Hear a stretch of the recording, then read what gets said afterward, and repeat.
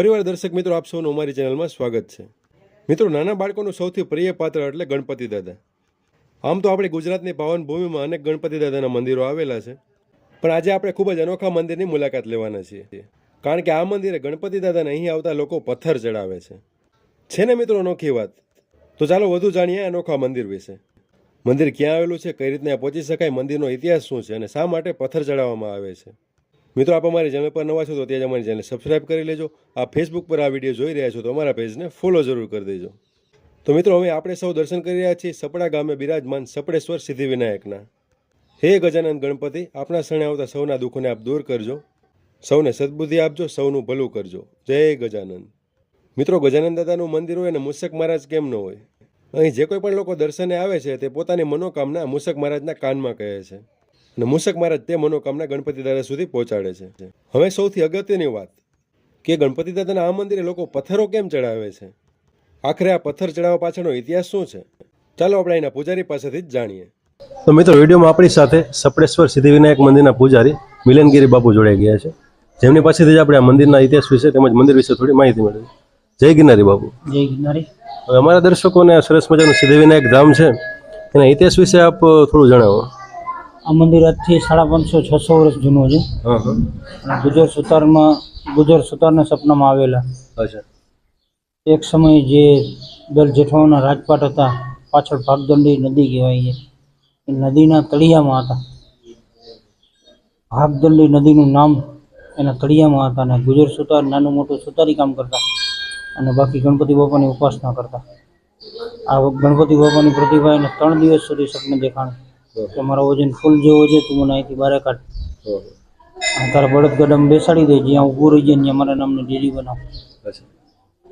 એવી રીતના ગુજર સુતાર તળિયામાંથી કાઢે છે નદીના તળિયે જઈને, અને અહીંયા બળદગાડું ખુદ ઉપર આવ્યું છે, કોઈ પ્રાણ પ્રતિષ્ઠા નથી કર્યું, સ્વયં બિરાજમાન થયા છે। બળદગાડું આપોઆપ આ જગ્યાએ આવીને ઊભું રહી ગયું। હા, અહીંયા દાદાનું મંદિર બાંધવામાં આવ્યું। હા।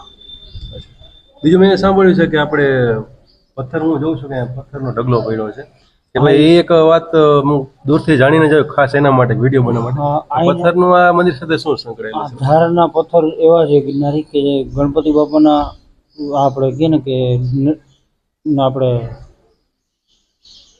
ધોઈને જે ખેડૂ છે એ અહીંના પથ્થર ધોઈને સુકાઈ જાય, સિંદૂર લગાડીને એના વાડીમાં રાખે એટલે ઉંદર નુકસાન કરતું બંધ થઈ જાય। નિરાકાર સિદ્ધિવિનાયક કહેવાય, જેને કે ખેતરિયા ગણે। ખેતરિયા ગણે એટલે તમે પૂજારીજી એવું કહેવા માંગે છે કે આ ધારપડનો કોઈ પણ આપણે પથ્થર લઈએ તેને ધોઈને તેની ઉપર સિંદૂર લગાડીને એને યોગ્ય જગ્યાએ રાખી દે એટલે ખેતરમાં કોઈ જાતનું નુકસાન, ખેતરમાં ખાસ વાડી ખેતી માટે કામ, ખેડૂતો માટે એના રંજાડ થતી ઉંદર છે જે નુકસાન કરતા હોય પાકને, આ ધારનો કોઈ પથ્થર લઈ જાય ધોઈને તેની ઉપર સિંદૂર લગાડી દે ખેતરમાં રાખી દે એટલે કોઈ પણ પ્રકારનું ઉંદર નુકસાન નથી કરતા। એ મોટી આસ્થા છે આ મંદિરની।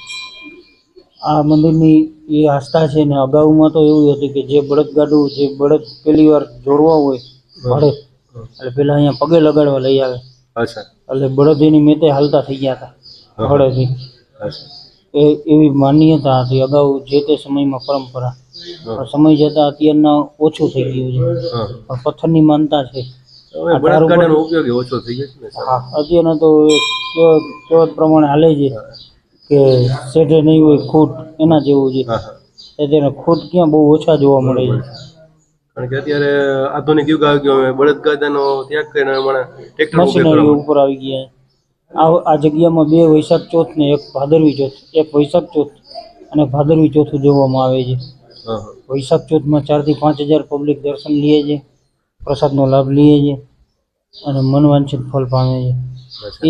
એ જ રીતના ભાદરવી ચતુર્થી એમાં 40 થી 50 હજાર માણસ પ્રસાદનો લાભ લે છે, 1 લાખ થી 1.5 લાખ પબ્લિક દર્શન કરવાનો લાભ લે છે, એની મન વાંચિત ગણપતિ બાપા ફળ પ્રાપ્તિ છે। ગણપતિ દાદાનું પ્રિય પાત્ર, બાળકોનું પ્રિય પાત્ર કહેવાય, બાળકોનું પ્રિય અત્યારના આપણા જે અત્યારના જે આપણે ગણપતિ બાપા છે સિદ્ધિવિનાયક, એ પ્રિય એટલે એ બાલરૂપ છે ગિરનારી। અચ્છા, બાલરૂપ છે। આ જગ્યાએ અમારા વિડીયોના માધ્યમથી કોઈ લોકો અહીંયા આવવા માંગતા હોય દાદાના દર્શન કરવા માટે, એમને સરળતાથી અહીંયા પહોંચી શકે એ સરનામું આપ જણાવો। જામનગરથી 18 કિલોમીટર દૂર, કાલાવડથી 35 કિલોમીટર દૂર, સપડા સિદ્ધિવિનાયક મંદિર, અચ્છા રાજકોટથી 70 કિલોમીટર. અચ્છા. આભાર મિલન કીધા આપણે કિંમતી સમય આપ ગિરનારી. જય ગિરનાર. મિત્રો હવે આપણે આ મંદિરના સામેના ડુંગરે આવેલી ગણપતિ દાદાની વિશાળ પ્રતિમા છે ત્યાં જઈ રહ્યા છીએ. ડુંગર પર આવેલી ગણપતિ દાદાની આ મૂર્તિ વિશાળ અને સુંદર છે અને ગણપતિ દાદાની આ મૂર્તિ ડુંગર ઉપર બિરાજમાન હોવાથી આસપાસના ગામોમાંથી પણ તેના દર્શન થાય છે. આ મૂર્તિની મહત્વની વાત કરીએ તો લોકો અહીં આવીને પથ્થર ચડાવે છે. આ મૂર્તિ તે પથ્થરોમાંથી જ બનાવવામાં આવેલી છે. મિત્રો ખૂબ ઓછી જગ્યાએ ગણપતિ દાદાની આવી વિશાળ પ્રતિમાઓ જોવા મળે છે.